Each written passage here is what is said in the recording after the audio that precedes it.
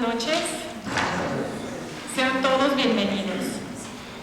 Les agradecemos mucho su presencia. Comunión y Liberación es un movimiento eclesial cuya finalidad es la educación cristiana de sus miembros para colaborar con la misión de la Iglesia en todas las esferas de la sociedad.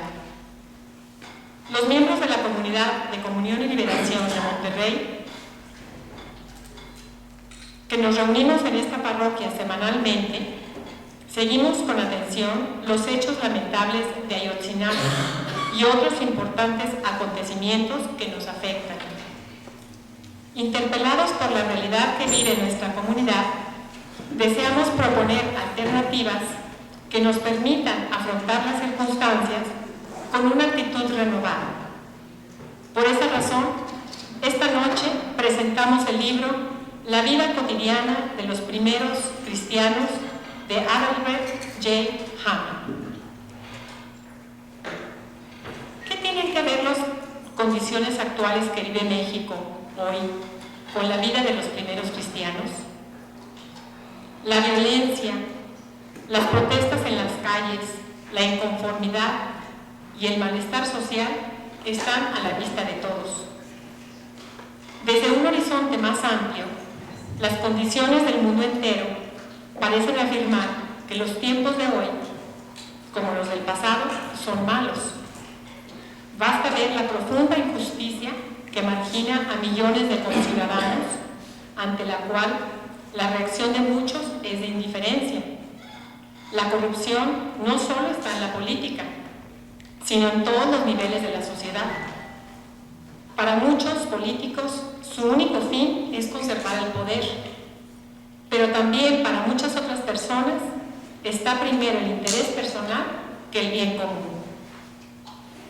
Así es que, para quienes no quieren quedarse encerrados en la resignación desesperada, se plantean las siguientes preguntas. ¿Qué hacer? ¿Por dónde empezar a reconstruir? ¿Es posible un nuevo inicio? La vida cotidiana de los primeros cristianos y las de los cristianos del mundo de hoy, en apariencia, es lejana, pero en el fondo hay un hecho que las une. La finalidad de esta presentación es descubrir esta similitud, este nexo en el tiempo, identificar este hecho que une a los cristianos de ayer y de hoy, ayuda al cristiano del siglo XXI a redescubrir su identidad y a identificar cuál es su tarea en el mundo.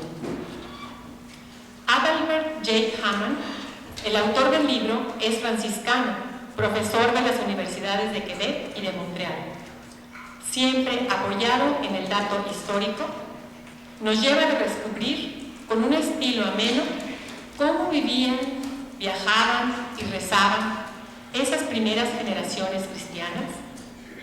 ¿Cuál fue el método del apostolado que empleaban? ¿Cuáles los medios evangelizados? Nos lleva a descubrir la vida de los hombres y las mujeres inmersos en una vida fascinante. A continuación, le dejo la palabra a nuestro amigo Amedeo Orlandini, quien será el presentador del libro. Aunque es de italiano de origen, creo que ya es mexicano por adopción. Lleva casi 30 años en México y nos une a él una vieja amistad. Es maestro de filosofía y cuenta con una amplia experiencia en el campo de la educación.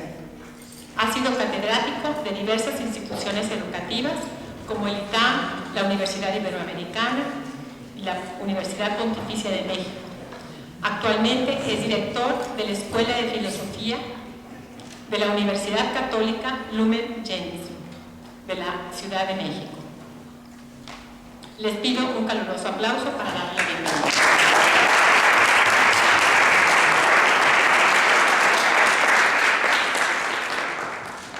Gracias, buenas noches. Antes que nada, quiero presentar brevemente lo que espero todos ustedes leerán, que se trata de la presentación de un libro y el éxito de una presentación es que se acaben todos los libros que están sobre la mesa y al fondo, ¿no? Si no hemos obtenido el primer objetivo concreto, ¿no? El libro, decimos, está formado por 4 partes. La primera parte consta de 3 capítulos. El primer capítulo nos presenta el marco geográfico de la Iglesia en los primeros 2 siglos, las vías y los medios de penetración del cristianismo y el ambiente social en el cual entra el cristianismo. La segunda parte consta de 2 capítulos. Uno tiene por título La contaminación de la fe, es decir, el método de evangelización por contagios y contagio de experiencia, de testimonio, y los motivos de la conversión. El segundo capítulo se titula El enfrentamiento con la ciudad, es decir, el encuentro con la ciudad antigua, las acusaciones en contra de los cristianos y, como dirá, el asalto de la inteligencia. La tercera parte nos presenta el rostro de la Iglesia, que se compone de 3 capítulos: Iglesias e Iglesia, es decir, cómo se va organizando la Iglesia, el carisma, la institución, la unidad, la diversidad y el primado de Pedro. Y luego un capítulo que se llama Un solo corazón y una sola alma, y retratos de familia, que son algunos testimonios concretos de mártires. La cuarta parte, que me parece, no digo la más importante, pero ciertamente la parte más profunda y más interesante también para nosotros, se titula El heroísmo de lo cotidiano. Son 2 capítulos. Uno habla de el ritmo de los días y las etapas de la vida. Y luego una conclusión que se llama Del sueño a la realidad. Bien, esto así para información. De todas maneras ustedes verán leyéndolo. Como ya dijeron en la presentación, ¿por qué presentar un libro como este? Puede ser una curiosidad erudita por algunos, o una curiosidad histórica, saber nuestro pasado, nuestras raíces. ¿Qué tiene que ver el México de hoy con la vida de los primeros cristianos? A primera vista parecen 2 temas y 2 épocas totalmente distantes y con problemáticas muy diferentes. Sin embargo, la finalidad de esta presentación es descubrir que entre las 2 realidades hay una similitud muy importante y que, sobre todo, el conocer cómo ha iniciado la presencia del cristianismo en el mundo es de gran ayuda para nosotros, los cristianos de hoy, para redescubrir nuestra identidad y nuestra tarea en el mundo de hoy. Escribía el fundador del Movimiento de Comunión y Liberación, Luigi Giussani: el extravío de nosotros los adultos frente a los problemas del vivir está ligado a la fatiga de la encarnación de la fe en la vida. Si la fe, sigue Giussani, no es un recurso para vivir las dificultades de la vida que somos forzados a enfrentar, ¿a qué sirve creer? ¿Qué significa tener la fe? La pregunta del hombre hoy no es ya quién tiene la razón, sino cómo le hago para vivir. No tener, digo, un discurso correcto, sigue Giussani, sino tomar en serio el problema de los hombres de hoy, que es un problema mío, es un problema nuestro. La duda sobre la existencia, el miedo de existir, la fragilidad del vivir, la inconsistencia de uno mismo, la desproporción entre uno mismo y el ideal. Esto es el fondo de la cuestión. Y desde aquí podemos partir para una cultura nueva. Estas palabras de Giussani pronunciadas en 1991 hoy tienen todavía más peso. Es la fatiga de vivir, la monotonía gris del tiempo de la que nos habla el texto que estamos presentando. Y Carron cita a Pavese, que es un escritor del siglo pasado italiano, que escribe en un diálogo que se llama Diálogos de Leucot, que es, a un cierto punto en el diálogo dice: la vida del hombre se desenvuelve allá abajo, es un pastor que habla con una diosa. La vida del hombre se desenvuelve allá abajo, entre las casas y los campos, frente al fuego y en una cama. Y cada día que nace te pone delante la misma fatiga y las mismas faltas. Al final es una molestia. Hay una tempestad que renueva los campos, pero ni la muerte ni los grandes dolores desalientan, sino la fatiga interminable, el esfuerzo para estar vivo hora tras hora, la noticia del mal de los demás, del mal mezquino, fastidioso como moscas en el verano. Este es el vivir que corta las piernas. Es difícil, dice el padre Carron, que es ahora el responsable de Unión y Liberación, describir nuestro drama cotidiano en forma más aguda. Este es el drama de la vida de todos. El vivir que descorazona porque parece que todo decaiga irremediablemente, más aún las cosas que más amamos o que hemos amado. Y esto impide muchas veces que se tome la iniciativa o hace que la iniciativa se corrompa. Uno parte con entusiasmo y con el tiempo lo pierde. ¿Qué es lo que nos permite vivir? El cristianismo ayuda a vivir, porque si no ayuda a vivir, no sirve de nada. Las circunstancias que vive México y que vive el mundo de hoy nos hacen decir que los tiempos son malos. No tenemos que esforzarnos para documentarnos. La violencia que invade la sociedad, no solo la violencia del terrorismo o de los grupos delictivos, sino también la violencia cotidiana de las relaciones personales, en el trabajo, en la familia, en la escuela. La profunda injusticia que margina millones de nuestros conciudadanos, gracias también a la indiferencia de muchos. La corrupción, no solo en la política, sino en todos los niveles de la sociedad. Una política que tiene como único fin el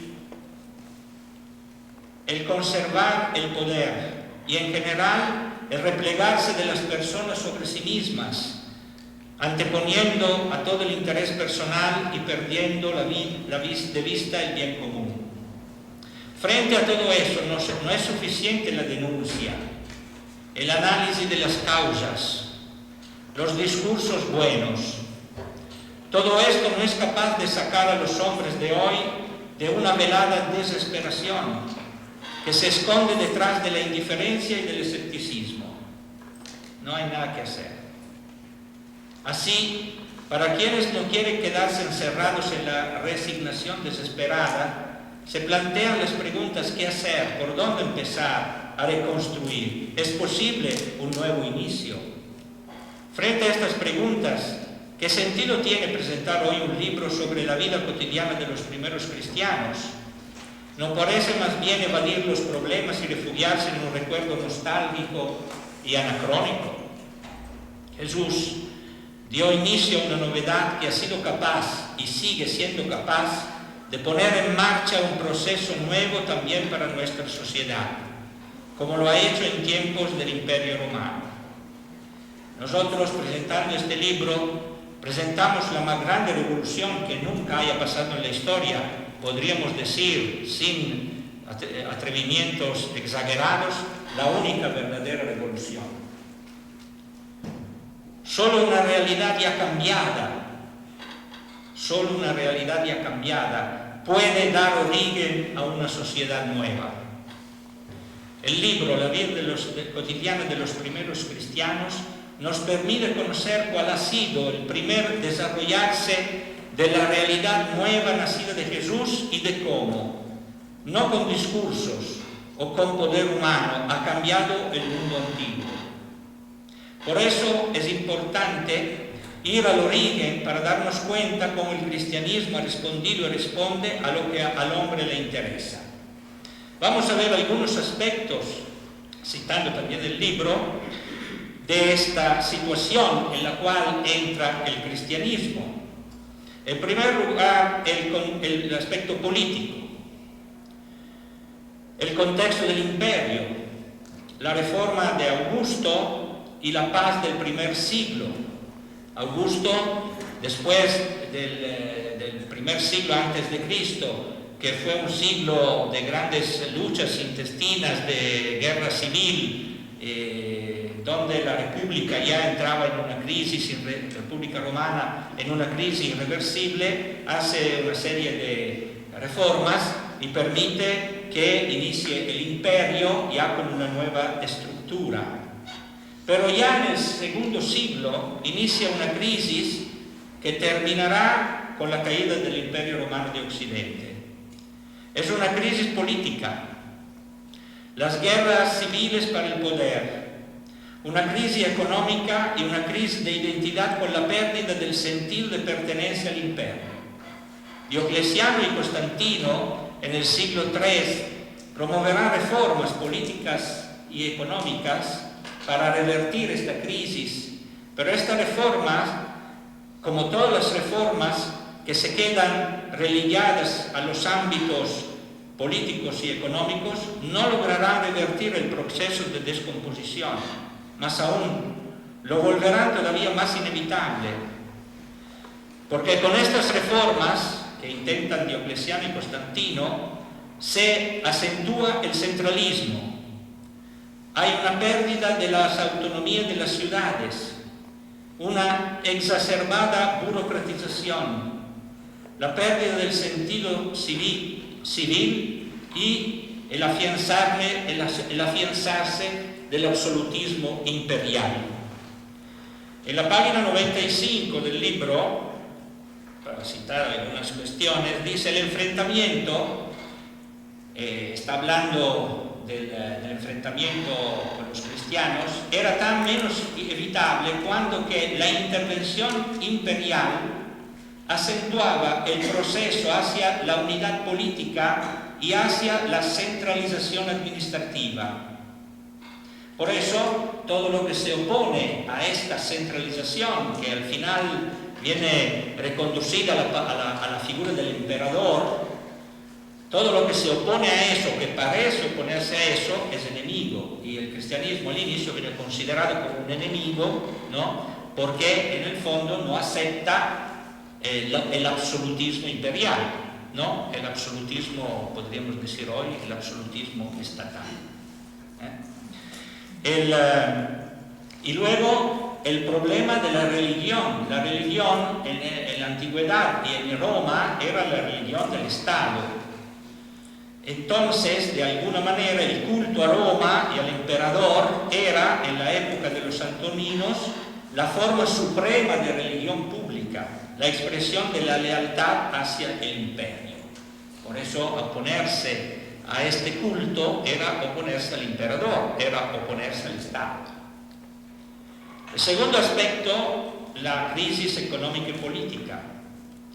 Las diferencias económicas eran abismales e iban creciendo. Hay una casta muy reducida de súper ricos y los absolutamente pobres. En medio, una clase de comerciantes, pequeños artesanos, que paulatinamente se van empobreciendo y que se ocultan de la burocracia para evadir de los fuertes impuestos. Cualquier semejanza, no hay que ser muy fantasiosos para entender cuál es el problema, ¿no? el contrapeso de la riqueza, dice la página 50 del libro, de los que poseían muchos bienes eran los esclavos y los artesanos, los campesinos llegados de los alrededores de Roma cargados de impuestos. El lujo iba a la par con la miseria hasta tal punto que la asistencia a los pobres, parece el DF, se había convertido en una institución del Estado. Y luego la familia y la condición de la mujer. En la página 62 el libro dice: bajo el imperio la muchacha joven era desposada a una edad a la que todavía jugaba con las muñecas. Los matrimonios eran concertados por terceros y por agencias especializadas.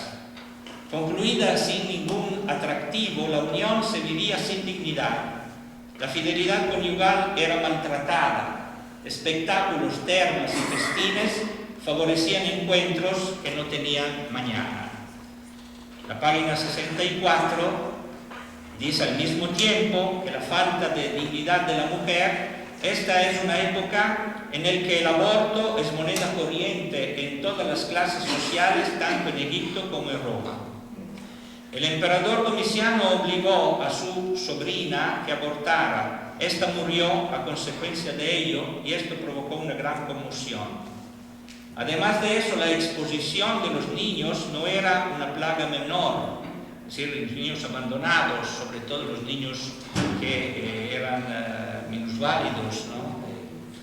Poseemos una carta de un obrero egipcio a su mujer encinta, embarazada, de la que está alejado porque trabaja en Alejandría, y le pide que haga desaparecer el retoño si es niña.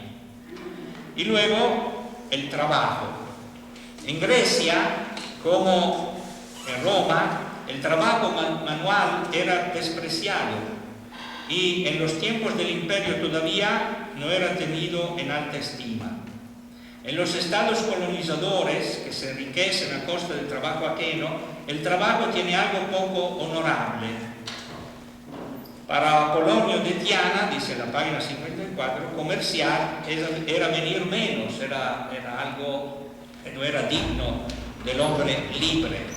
Y el trabajo manual era reducido, era relegado a los esclavos o a las clases inferiores. Como pueden ustedes darse cuenta, hay un impresionante paralelismo con lo que estamos viviendo ahora. Si hablamos de la política, no podemos desconocer la pérdida del ideal del bien común y sobre todo en nuestras sociedades la pérdida de la centralidad de la persona.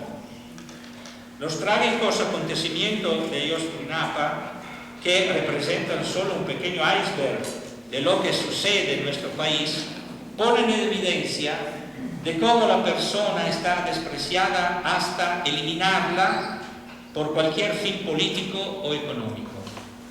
Mientras que la fuente de la energía de la sociedad no es el poder, es la persona. El premio Nobel de Poesía de 1984, Czesław Miłosz, denunciaba con tristeza, y cito: se ha conseguido hacer creer al hombre que si vive es solo por gracia de los poderosos. Dedícate, por tanto, a beber café y a cazar mariposas, podemos decir, a ir a jugar golf, a ir al cine y todo lo demás, ¿no? A quien ame la república se le cortarán las manos.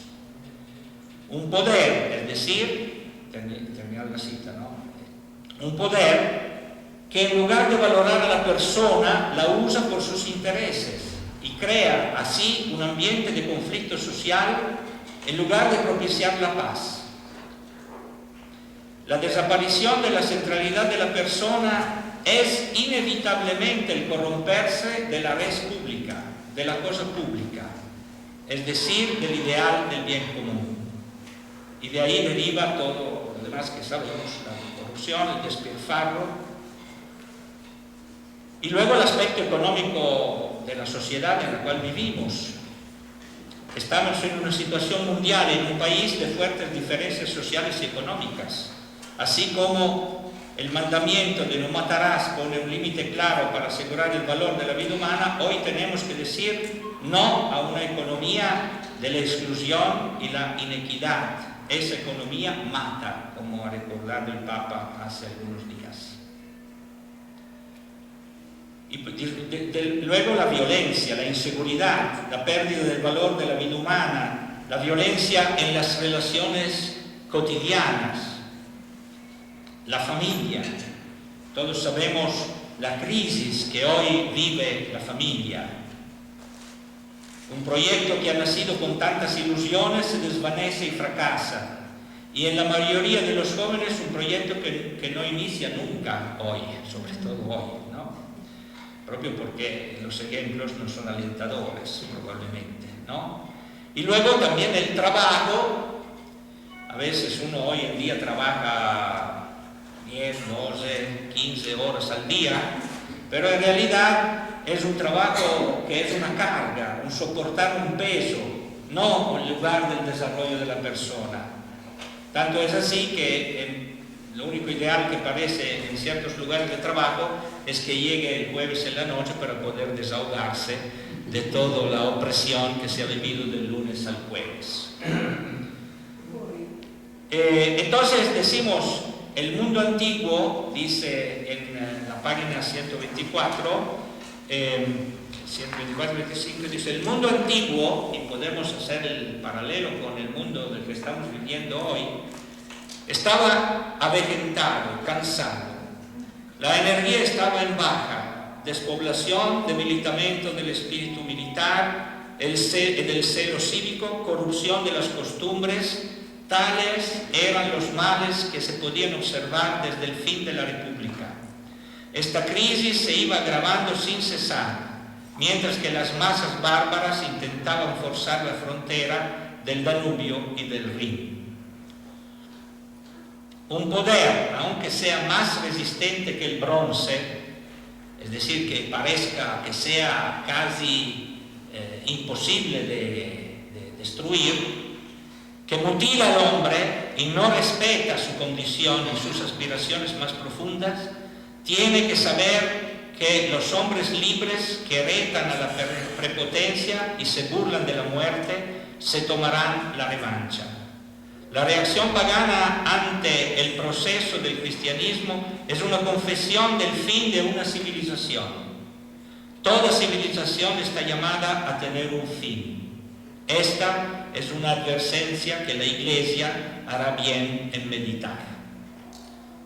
Bien, entonces, en todo este panorama sombrío, antiguo y contemporáneo, ¿qué introduce el cristianismo? ¿Cuál es la novedad que aporta? Antes que nada hay que subrayar que esta novedad no ha sido un discurso, no ha sido un análisis. Hoy estamos llenos de analistas, en todo lado están analistas. Un proyecto político-cultural, sino una vida. Una frase del poeta francés Charles Péguy nos ayuda a entender de qué se trató y de qué trata el cristianismo. Dice Péguy, es una obra que les aconsejo de leer, en español se llama Véronique. Dice, también eran malos los tiempos bajo los romanos, como los nuestros. Pero vino Jesús y no perdió sus años en gemir e interpelar la maldad de la época.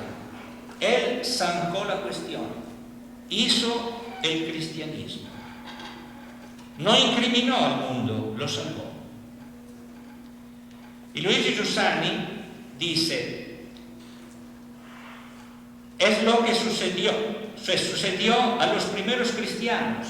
Ellos fueron por el mundo no para cambiar la filosofía, sino para hacer presente Cristo, compartiendo con todo con todos, también la filosofía.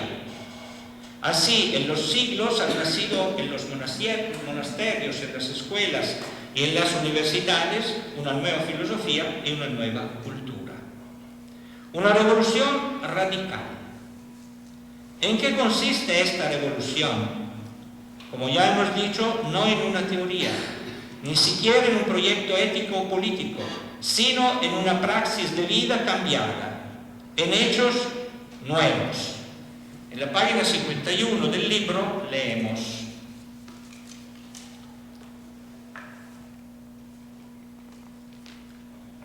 más que cualquier estadística, hay un hecho que muestra hasta qué punto en la comunidad romana se vive la fraternidad. Dos obispos, con seguridad Pío y Calixto, eran esclavos de origen. Podemos imaginar a los nobles Corneli, Pomoni, Cecili, que son familias nobles de Roma, recibiendo la bendición de un papa que todavía lleva el sello de su antiguo amo. Esta es la revolución del Evangelio. Influye en las estructuras sociales, transformando el corazón de los hombres. Esta frase es fundamental, porque una vez Monseñor Giussani, fundador de Comunión y Liberación, en el 68, cuando iniciaban los movimientos de ocupación de las universidades en Italia, y una de las primeras universidades que se ocuparon en Italia fue la Universidad de Milán, la Universidad Católica de Milán, uno de los seguidores de Giussani, que había sido uno de los jóvenes que había empezado a vivir una experiencia de fe de la comunidad cristiana, muchos de ellos fascinados por esta nueva ola de movimientos de renovación, se habían pasado al movimiento estudiantil. Y entonces una vez dice Giussani que encontró a este joven ahí en las barricadas con los demás para ocupar, ¿no? Y entonces le preguntó, bueno, ¿qué estás haciendo aquí? Y él le contestó, estoy del lado de las fuerzas que mueven la historia. Y don Giussani le contestó, las fuerzas que mueven la historia son las mismas fuerzas que mueven el corazón del hombre. Entonces, en realidad, esto es el punto, ¿no? Como habíamos dicho, realmente la transformación del corazón del hombre. Y esto es interesante porque a nosotros, todos nosotros, yo primero, frente a los graves acontecimientos que pasan, esto nos parece nada, nos parece insuficiente. Como probablemente hace 2000 años no habría parecido nada que una muchachita de 15 años dijera su sí frente al ángel. ¿Qué habríamos dado nosotros a esta muchachita?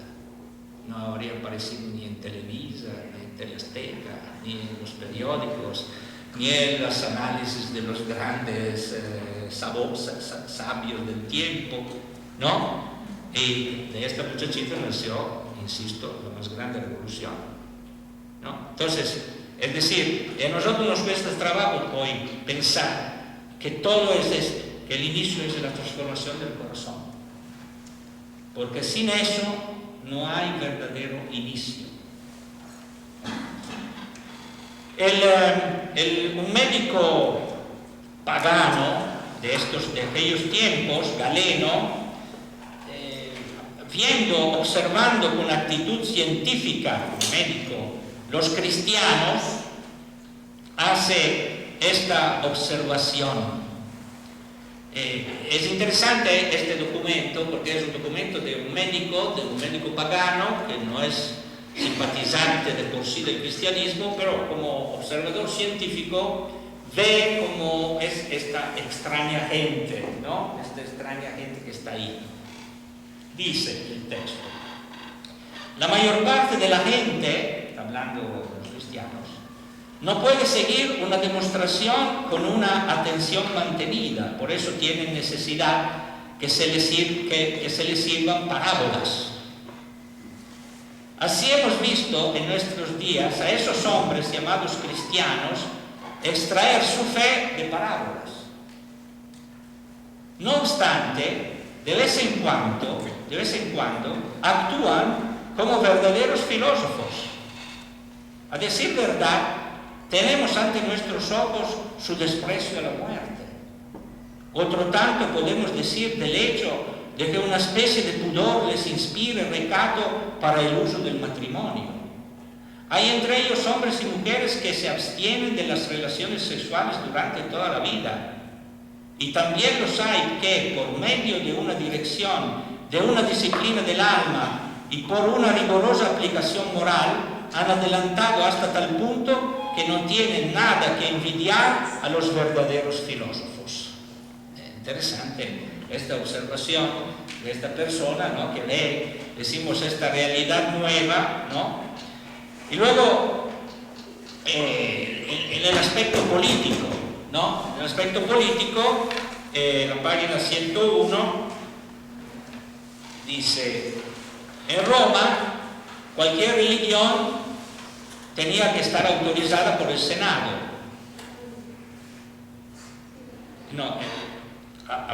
Los emperadores no tenían miedo del pueblo, sino de las clases elevadas.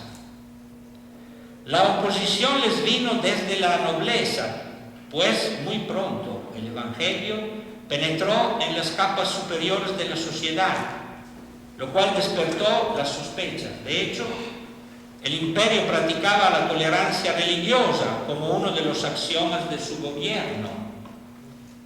Al arremeter contra el cristianismo, Roma ponía en tela de juicio su política tradicional. Pero todo Estado autoritario está a merced de la opinión pública y de la calle, que derrumba los axiomas mejor fundados. Y con la cuestión, por ejemplo, de la economía y de la sociedad, otro aspecto de vida de los cristianos, en la página 48, son todos ejemplos que después espero que ustedes lean, ¿no? Lo que sabemos acerca de las comunidades contemporáneas de Cartago, Alejandría, Roma y León nos muestra grupos igualmente abigarrados. Todos se aunan en la elección común y personal que les lleva a llamarse con toda verdad hermano y hermana. La fe nivela las clases y elimina las distinciones sociales. Cuando la sociedad romana lo que hacía era dividirse en compartimentos estancos y levantar barreras. Amos y esclavos, ricos y pobres, patricios y filósofos se agrupan y se fundan en una comunión más profunda que la de la sangre y de la cultura. Lo que produce una especie de trauma en el pagano socarrón, es que todas las condiciones humanas se funden en la fraternidad cristiana. Esclavos o ciudadanos libres, todos tienen un alma de hombre libre, y la conciencia de esa igualdad es tan fuerte que casi nunca se hace alusión a la condición servil en los epitafios cristianos. En la comunidad de León, que fue una comunidad muy importante, también hubo muchos mártires en la comunidad de León, dice: la comunidad de León, mucho menos importante numéricamente de la de Roma, nos ofrece un cuadro social más matizado. En pleno apogeo de Roma, la comunidad es un conjunto, se nos presenta joven. Está compuesta de extraviados venidos sobre todo de Asia, de indígenas de toda clase. La matrona se encuentra con su esclavo en la asamblea. Al parecer, la Iglesia ha reclutado mucha gente entre la burguesía, cuya posición acomodada, cuya fortuna provocan envidias y explican las denuncias. La clase acomodada parece haber propagado el Evangelio entre empleados y esclavos. Y tenemos el ejemplo de una mártir que se llama Blandina, interesante.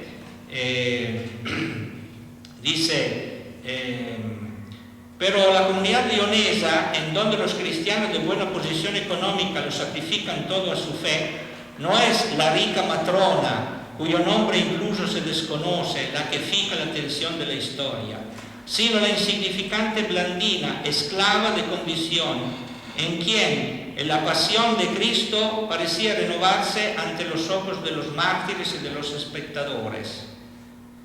los compartimientos clasistas se rompen y quedan abolidos por la práctica de una sola fraternidad en Cristo. De esta manera se abría el poema extraordinario del martirio cristiano, esa epopeya del circo que durará 250 años y de donde surgirá el ennoblecimiento de la mujer y la rehabilitación del esclavo.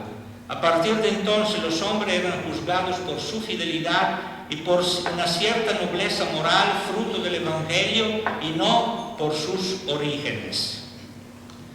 Y Lactancio, otro texto del siglo XIII, dice, es cristiano, dice: entre nosotros no existen esclavos ni amos, no hacemos diferencia entre nosotros y todos nos llamamos hermanos porque todos nos consideramos iguales. Sirvientes y amos, grandes y pequeños, todos son iguales por su modestia y por la disposición de sus corazones que los aparta de toda vanidad. Y también en lo que se refiere a la familia, la página 62 dice lo que habíamos dicho antes, ¿no? A propósito del matrimonio. Pero dice: una de las novedades del Evangelio consistía en enseñar la igualdad del hombre y de la mujer, la grandeza de la virginidad, la dignidad e indisolubilidad del matrimonio. El Evangelio asociaba la práctica religiosa a la pureza de los hombres. Estas afirmaciones se oponían a las ideas recibidas, condenaban la moral pagana. Y también en la Casa Imperial, ¿no? Decía aquí la conversión de Flavia Domitila, hermana del emperador Domiciano, muestra que la corte imperial está tocada ya al siglo I. En represalia su marido fue ejecutado y Domitila fue exiliada a una isla. Y así tenemos estos ejemplos.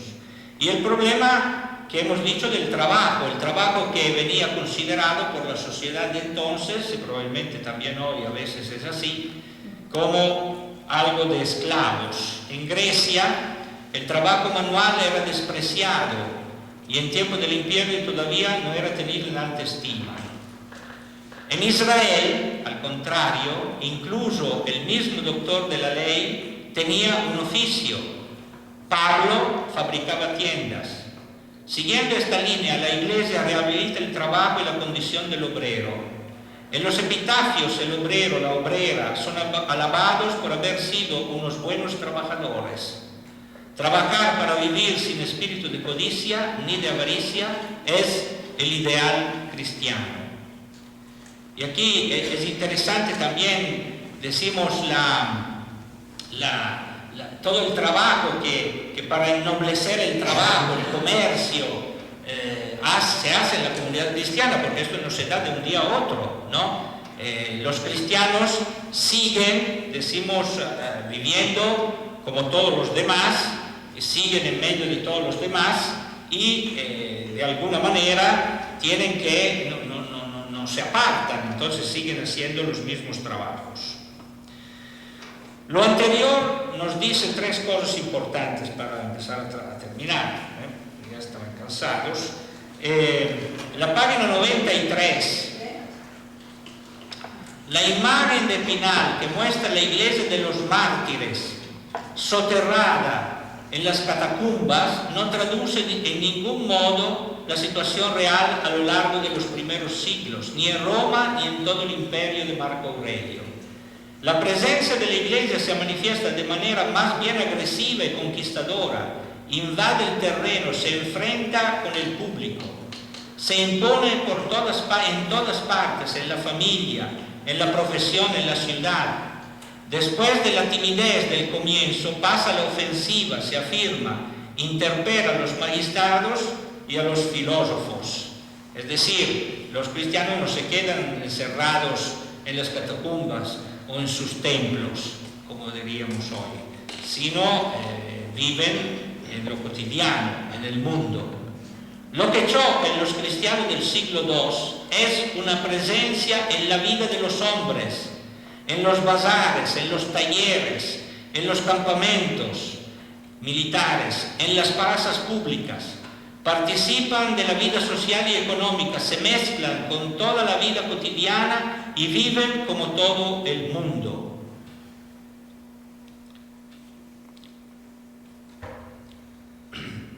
En este compartir la vida cotidiana es donde se preparan las conversiones.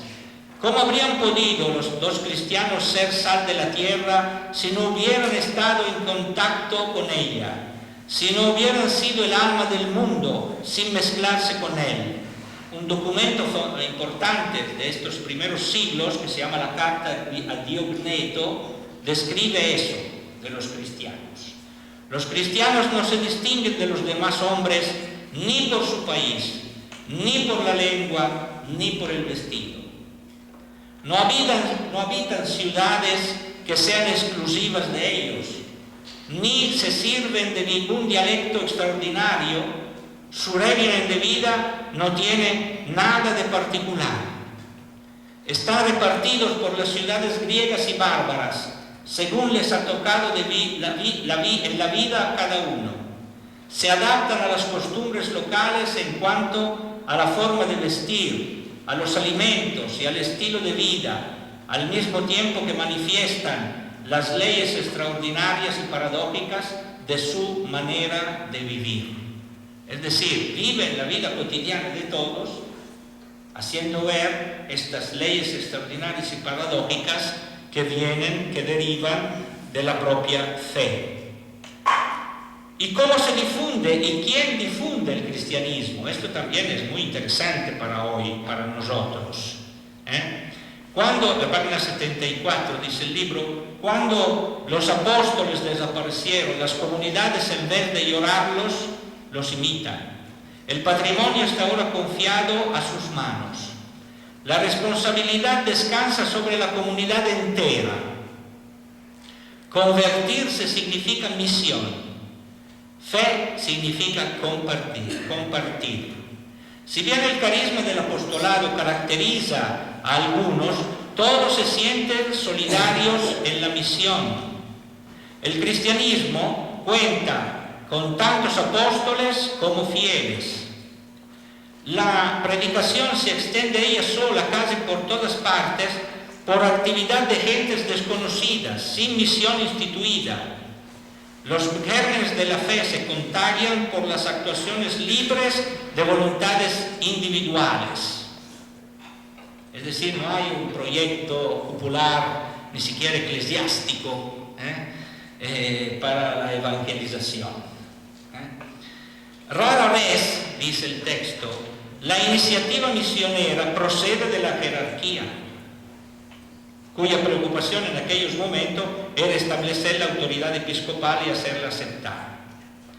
No conocemos ningún caso de misionero enviado por un jefe de comunidad. Es decir, todos son misioneros por la propia vida y no necesitan que lo envíen en el sentido, dice tú, por favor, va a hacer eso. La actividad misionera sin mandato particular, por el solo dinamismo de la fe bautismal, brota habitualmente de las mismas filas de los cristianos. Vemos que hay sacerdotes, pero laicos son la gran mayoría. El cristianismo es como una mancha de aceite que se extiende por las mallas de la familia, del trabajo, de las relaciones. Es una predicación modesta que no se hacía bajo la luz de los focos públicamente en plazas y mercado, sino sin ruido a la oreja por medio de palabras dichas en voz baja al amparo del hogar doméstico. Nada más exacto que la palabra contagio, que emplean Tácito y Plinio para caracterizar la nueva religión y su propaganda, de boca a oreja, de esposa a marido, de esclavo a amo, de amo a esclavo, de zapatero remendón a cliente, en la intimidad del tienducho, como le prueban en los testimonios llegados hasta nosotros. Esto nos dice también mucho a nosotros, ¿no? Que no tenemos necesidad siempre que nos digan lo que tenemos que hacer, viviendo, no. Pero todo eso, y termino, y después si hay algunas preguntas, nace de una fuente importante, fundamental. Podríamos decir, no, esta gente no eran superhombres, no era gente perfecta, era gente que había sido pagana, algunos esclavos, otros que vivían, incluso hay un hecho aquí, pero no lo voy a pensar muy tarde, que era una de las favoritas del emperador, ¿no? El emperador tenía como 200 mujeres y 300 hombres, niños, jóvenes, ¿no? Así, para deleitarse. Una de estas se convirtió al cristianismo, ¿no? Y vivía en estas condiciones. Entonces no decimos que son personas, decimos que no han vivido experiencias negativas, que no viven dramas de la vida. Pero, ¿qué es lo que hacía que fueran así? Ciertamente, el punto central de esta revolución es el encuentro con Cristo. La conciencia de que este encuentro ha despertado en la propia vida y como ha abierto a la vida un horizonte antes desconocido.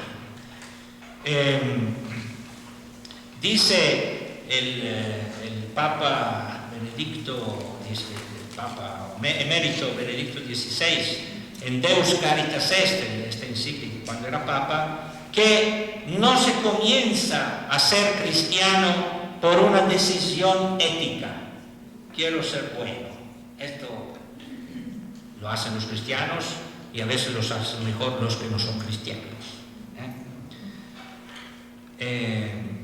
O una gran idea, sino por el encuentro con un acontecimiento, con una persona que da un nuevo horizonte a la vida y con ello también una orientación decisiva y entonces también ciertamente una moral.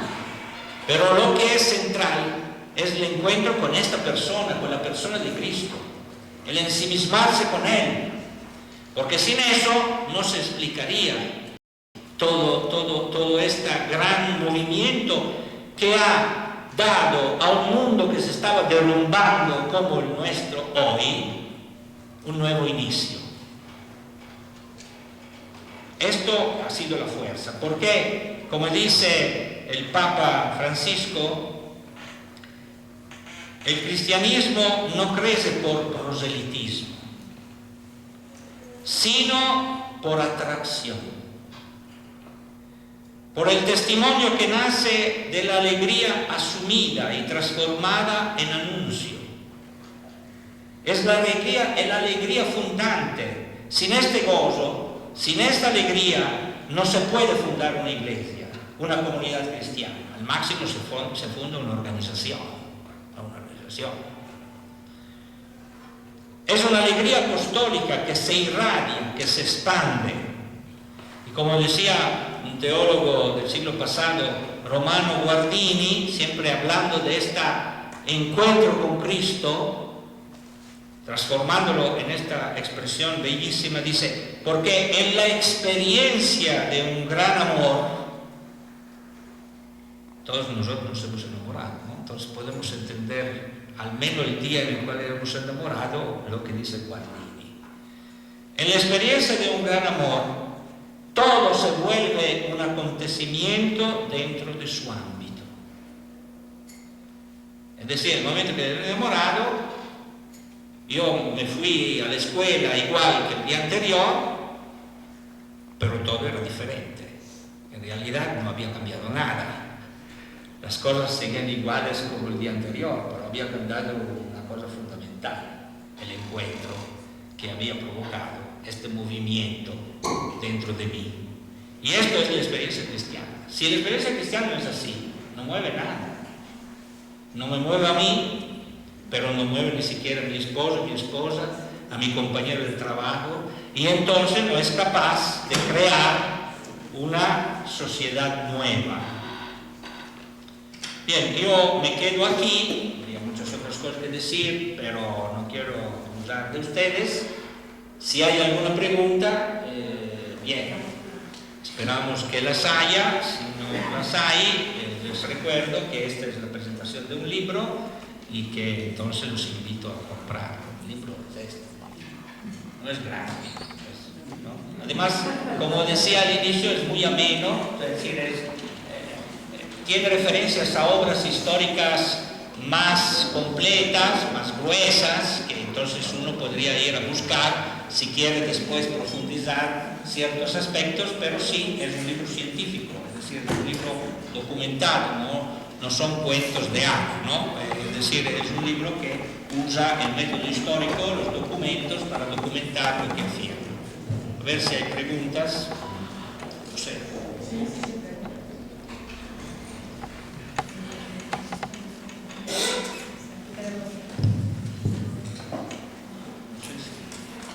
Si puedes acercar. Te quería preguntar, Amedeo, en realidad lo que se plantea como vivir solo la vida cristiana parece estéril. Parece estéril si uno lo ve como seguir haciendo lo mismo de todos los días, aparentemente no cambiar. Yo sigo siendo, o creo estar cerca de una vida cristiana, pero no noto el cambio que se puede estar generando en la sociedad. Entonces se queda uno con la necesidad de actuar, porque es el caso de Ayotzinapa. Pues todo el mundo está pensando que hay que salir a las calles, hay que hacer demostraciones de algún tipo, pero curiosamente lo que dices no llama a estar saliendo a las calles y hacer demostraciones y armar escándalos. Es un cambio interior y es algo que de alguna forma debe cambiar a la sociedad, pero ese planteamiento a la luz de muchas personas puede parecer como que no están haciendo nada, por eso decía que parece estéril. ¿Cómo entender esta forma de vivir el cristianismo que debe ser transformadora si aparentemente uno no se une con todo este activismo y todo esto que parece cambiar las cosas?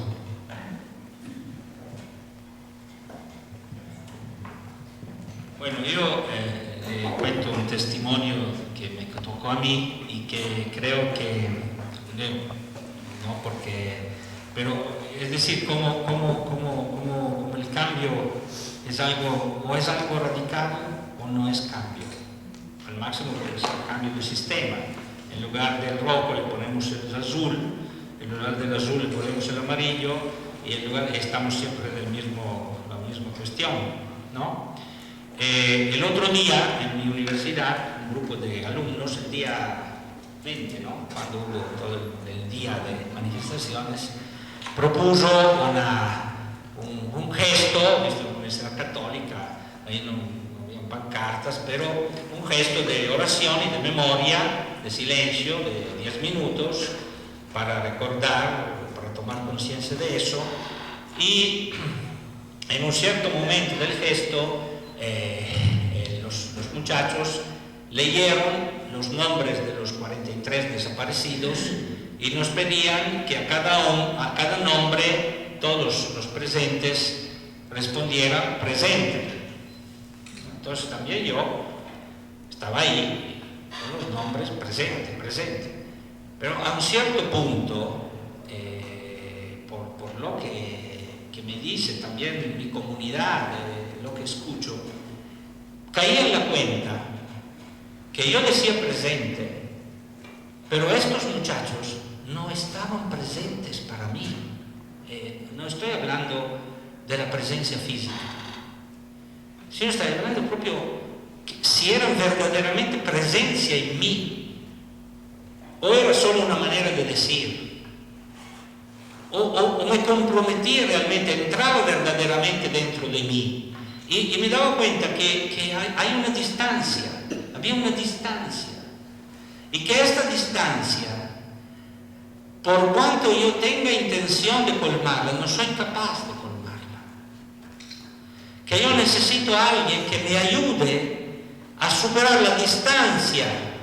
Pero después me di cuenta, no solo entre yo y estos 43 muchachos, sino la distancia entre yo y mis alumnos, entre yo, para quienes están casados, y mi esposa, entre mi esposa y mi esposo, entre el esposo y el esposo, entre el esposo y el hijo. Y si uno no se da cuenta de eso, no ha llegado todavía al fondo de la cuestión humana. No es que yo no deseo estar unido con mi esposo o mi esposa, o con mi hijo. Es que no soy capaz. Es que necesito a alguien que me ayude a que esto se realice, que en el cristianismo se llama salvación. Usamos esta palabra. Pero salvación de la relación, porque como hemos dicho al inicio, todos nosotros partimos entusiasmo de un trabajo y después con el tiempo se va bajando el entusiasmo por X motivos internos y externos. Entusiasmo por la unión matrimonial y luego se va desgastando y sin querer perdiéndola. ¿Quién es que es capaz que eso no se corrompa, que eso no decaiga? Y eso me di cuenta yo en esta reflexión que me provocó, que al final la distancia más dramática que encuentro es la distancia de mí mismo. Que en el fondo yo me censuro a mí mismo, no me quiero del todo. Que es paradójico, ¿no? Porque uno puede decir, bueno, distancia del otro está bien, pero distancia de uno mismo, de la verdadera raíz de lo que soy. Entonces, si nosotros no entramos en este nivel del asunto, no resolvemos ningún problema. Le vamos a dar una barnizada. Porque eso es el contrario de un intimismo. Es una revolución que te lanza a la iniciativa. Porque esto me lanza a que cuando yo entro a clase, la relación con mis alumnos cambie. Que prepare bien las clases. O que si yo soy un patrón, la relación con mis empleados cambie. Al menos el deseo de decir, pero yo quiero que eso sea verdadero. Y entonces esto empieza a transformar también la estructura social. Entonces, cierto, nos parece poco, porque el mundo, como decía Milos, nos hace creer que si vivimos es por gracia de los poderosos y que lo que cuenta es aparecer en televisión o cerrar una calle. Yo no estoy discutiendo que pueda haber momentos donde puede ser también necesario hacer eso. Ahorita no quiero entrar en la discusión del detalle, pero si yo cierro la calle y cuando regreso a mi casa con mi esposo o mi esposa, con mi hijo, con mi papá, no cambio la relación, ¿a qué me sirve? Porque en el fondo el uso del ser humano hasta destruirlo, como pasó en el caso de Ayotzinapa y con muchos otros casos, esto nace de una desvaloración, de una pérdida de valor de la persona humana, de la relación, de la importancia del individuo humano, de la persona humana, que la persona humana es única, irrepetible, valiosa. Escribía un texto Lewis, todos lo conocen, no porque hayan leído bueno, algunos se han leído, pero es el autor de la cosa de Narnia, ¿no? De esto. Escribía en un texto muy interesante que decía, a propósito del valor de la persona, decía, todas las personas con las cuales nosotros tenemos contacto no son seres banales, son seres inmortales y su valor es infinito. Y su valor, y frente al valor de una persona así, decía Lewis, el valor de las civilizaciones, de los sistemas políticos, de los sistemas económicos, son como un mosquito comparado con un elefante. Y nosotros exactamente pensamos al revés, ¿no? Que el mosquito es el individuo humano particular, ¿no? Más aún si está en el vientre de su mamá, todavía más mosquito, casi no se ve, ¿no? Y que lo que cuenta son los grandes sistemas, que de todas maneras se derrumban, como el Imperio Romano, tarde o temprano. Mientras las personas siguen manteniendo este deseo de infinito, aunque muchas veces está oculto, está censurado por ellas mismas, o por el ambiente que lo rodea. Entonces, yo digo, según yo, esta es una grande responsabilidad de los cristianos hoy. De hecho, hoy tenemos también la fortuna que los papas, y sobre todo Francisco, el Papa Francisco, sí insiste muchísimo sobre este punto, que el problema es el testimonio. El problema del testimonio ya no vale ningún discurso, ya no vale ni siquiera declamar la ortodoxia católica. Si haces la ortodoxia, sin testimonio no sirve de nada.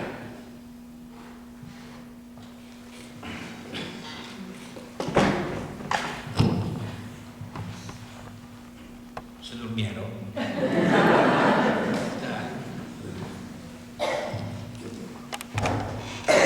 Yo creo que sí me alcanza. Sí. Estamos hoy en un cambio de época y no hay duda. La época anterior, digamos hace unos 30 años hacia atrás, ya cambió y no ha de regresar. Estamos formando todos, con nuestra manera de vida, con nuestros ejemplos, con nuestros valores, una nueva época que todavía no ha surgido. La responsabilidad, creo, me gustaría oír su comentario, la responsabilidad queda en nosotros, que somos los agentes, que son los transformadores, el paso de una época a otra, y que dependiendo de cómo vivamos nuestro cristianismo y los valores y todo lo demás, surgirá una nueva época, pero quizá nos recuerden a nosotros como los constructores de una época que ya pasó y otra época que ha de venir y todavía no llegó.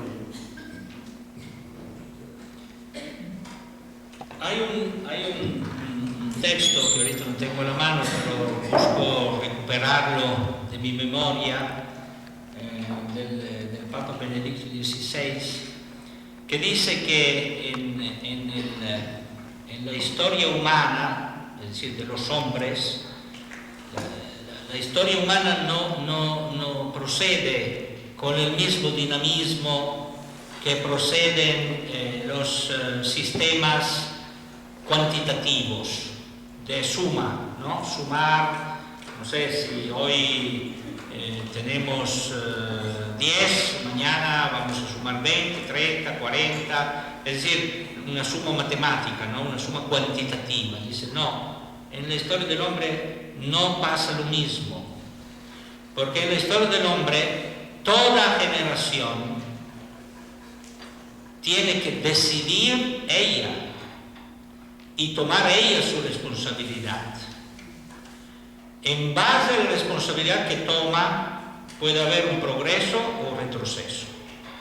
No hay suma mecánica, ¿no? Es decir, si yo me asumo la responsabilidad hoy del tiempo que estoy viviendo hoy, entonces soy productor de una novedad, ¿no? Pero si hoy no hago este trabajo, aunque yo haya heredado una cultura, incluso podemos decir la fe, es lo mismo de la fe.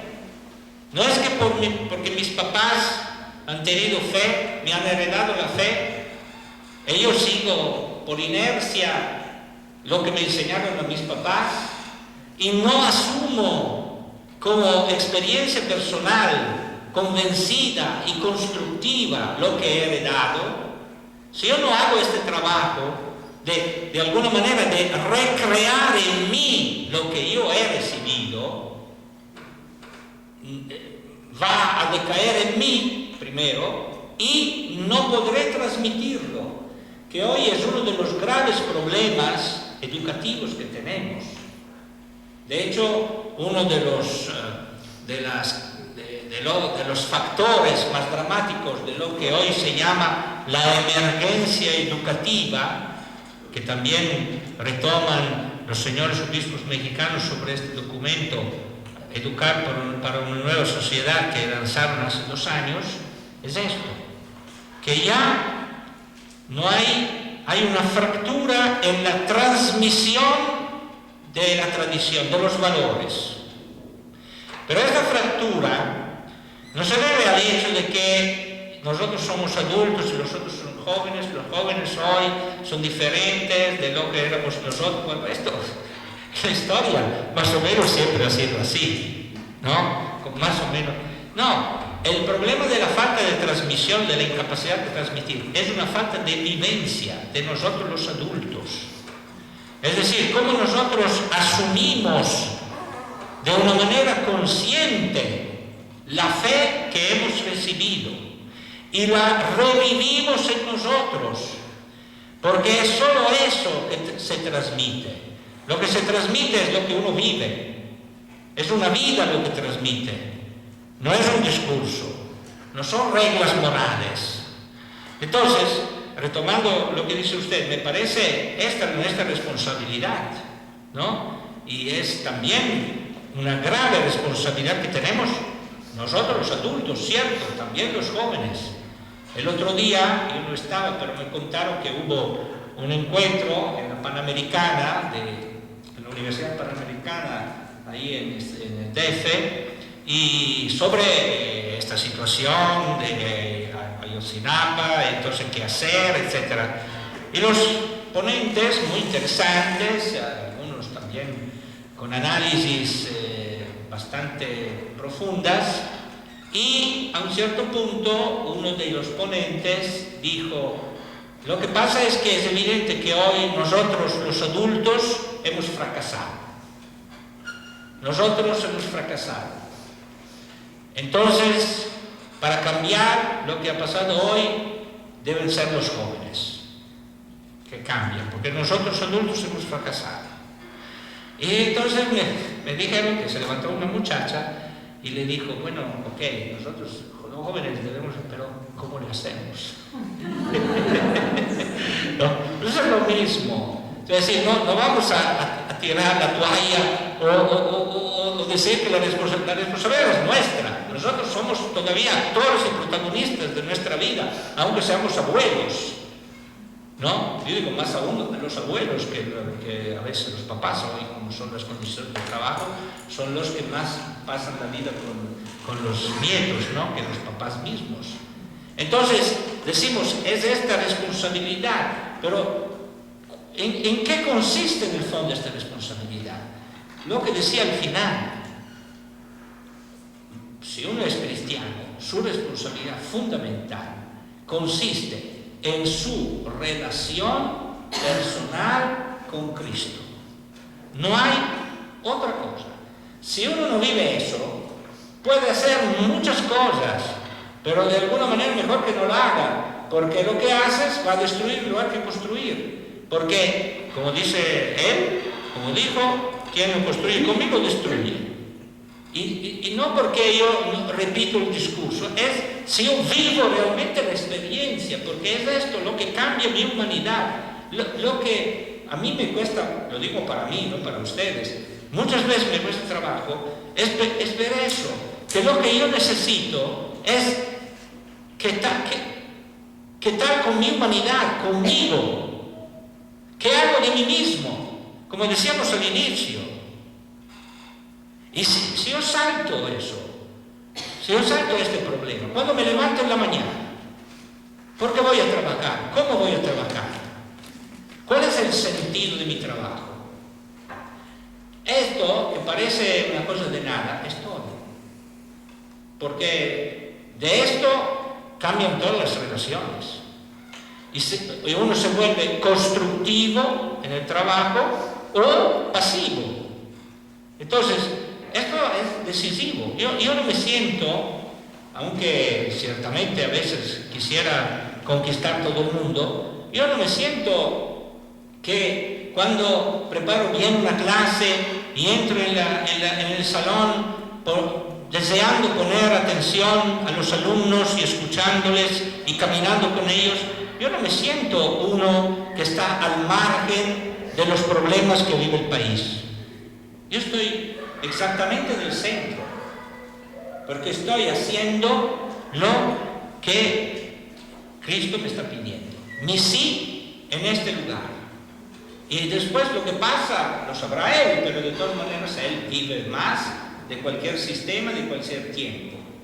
Pero esto es muy importante para mí, sobre todo porque me permite una calidad de vida, como hoy se habla mucho de la calidad de vida, una calidad de vida satisfactoria humanamente. No porque no tenga problemas, pero porque veo que, como decía uno, no lo cité, pero uno de los primeros rhétores latinos, los rhétores eran los abogados que hacían los discursos públicos también para las grandes personalidades, Victorino se llamaba, que se convirtió al cristianismo en una famosa discurso, dice: cuando he encontrado a Cristo, he descubierto el hombre que soy. Es decir, me he descubierto a mí, he descubierto mi humanidad, porque esto es el verdadero punto. Cristo es atractivo porque me hace descubrir lo que soy, y sin Él yo no soy. Yo no soy. Me quedo lejano de mí mismo. Y lejano de mí mismo, lejano de mi esposa, de mis hijos, lejano de mi vecino, lejano de mi ciudadano. Ya podemos sacar todas las conclusiones sociales y políticas que eso puede acarrear. Bueno, para dialogar, para cerrar. ¿Ya no? Bueno,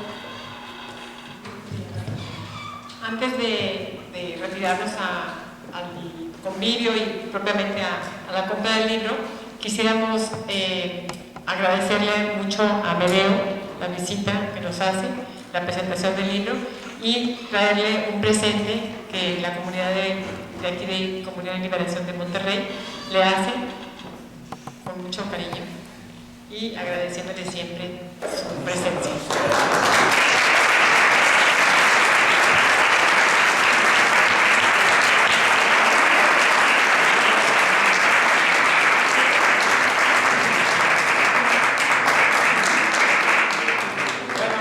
Es algo que se asemeja al vino.